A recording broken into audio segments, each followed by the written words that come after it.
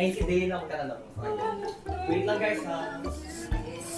Yes, tingin ko may surprise sila. Alam nila yun. Ay, may surprise to! What is it? Surprise to. I can feel it. Wala pala, no? I can feel it.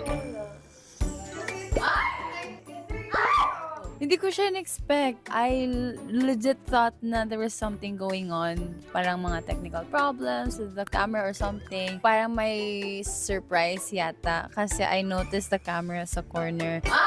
But I didn't think it was gonna be like that. I thought na may mag-visit sa amin na artista or something. Parang si Sir Gary biglang mag-motivational speaker, ganun siya. Or ayaw ko. Tapos yeah, very fun naman. May magugulat dito. Ay, magugulat dyan.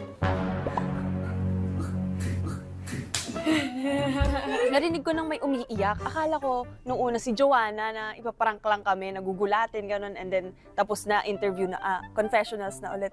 So ako, ang ginawa ko, ginanon ko yung kurtina. Tapos ayun, lumabas yung multo. Nung una parang hindi ako natakot, pero nung nakita ko yung muka, medyo natakot ako ng onte, pero ayun, wala lang, ang saya.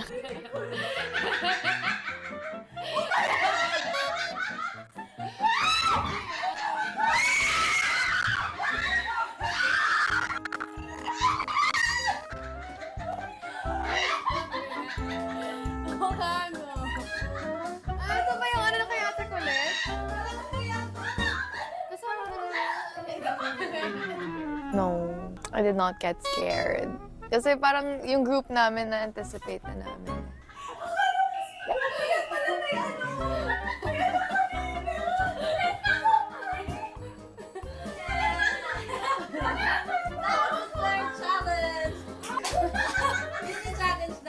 Yung tahigo sa iba. Hindi ako natakot. Parang natakot ako yung lumapit sila. Yung mga na gano'n. Kaya ako natakot ako sila Joanna. Ano you like? Bakit si Joanna lagi suspect niyo?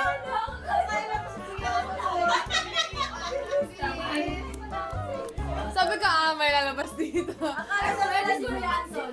Hindi, kasi may naririnig na ako eh. Sabi ko, may... Hindi ko naman sito. Grabe, si Joanna ang winner. Nandun pa naman ako tapos gugulatin ko. Alam nila ko na kasi pagpasok pa group confession. Kaya nga! Stop ko sino na prank. Walang na-practice.